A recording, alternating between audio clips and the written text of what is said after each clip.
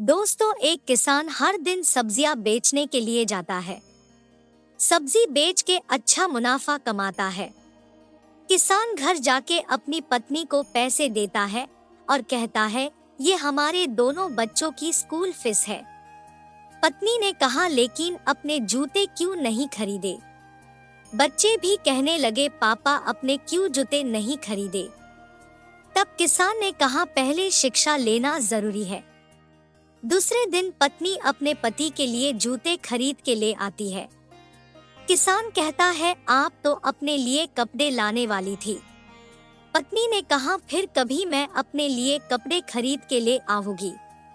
किसान हर दिन की तरह सब्जियां बेचने के लिए चला गया। फिर रास्ते में लौटते समय काफी समय निकल जाता है।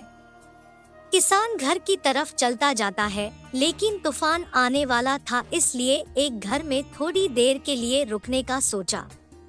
उस घर से किसी की आवाज आने लगी, मुझे बचाओ, कोई है, मुझे बचाओ। किसान की नजर तुरंत उस घर के तरफ जाती है। वो वहां पे जाता है। उस जगह एक लुटेरा औरत के साथ बदतमीजी कर रहा था और उस औरत का एक नन्हा सा लड़का रो रहा था। किसान ने सभी गांव वालों को बुलाया और उस लुटेरे को बहुत मारा और पुलिस के हवाले कर दिया। उस औरत ने कहा, मेरा नाम है मीरा और ये मेरा बेटा है बंटी। किसान ने कहा, मेरा नाम है रघु। मीरा ने कहा, भैया आप नहीं आते तो आज क्या हो जाता?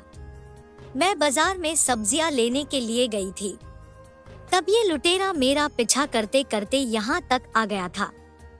मीरा ने कहा, भैया मेरे पास राखी तो नहीं है, आज मैं आपको ये धागा बांध देती हूँ, कल मैं अच्छी वाली राखी आपको भेज दूंगी।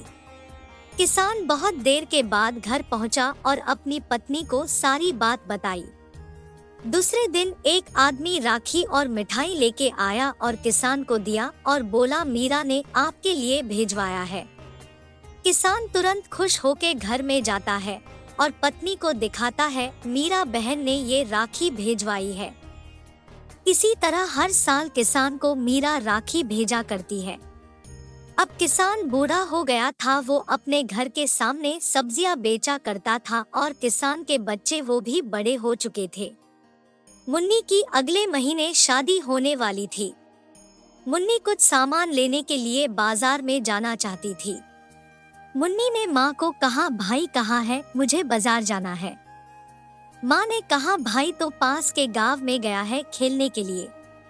मुन्नी ने कहा, चलो तो मैं अकेली जाके आती हूँ। माँ ने कहा, तुरंत आ जाना।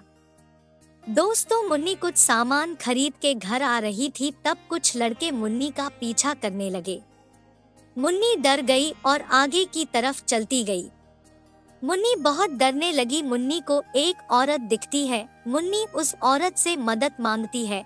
उस औरत ने उस बदमाश लड़के को डरा धमका के वहां से भगा दिया।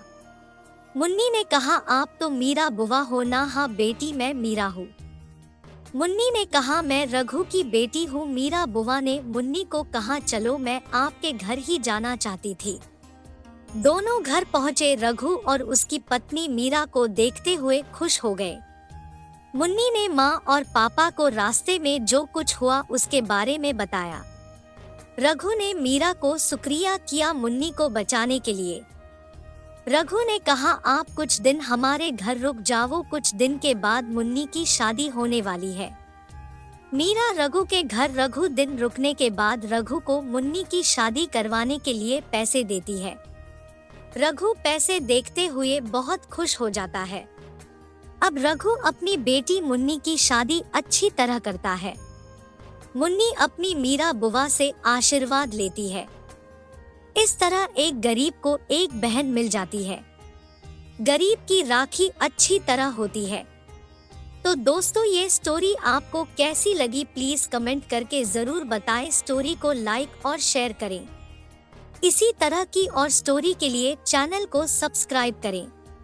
पूरी स्टोरी सुनने के लिए आपका बहुत बहुत धन्यवाद।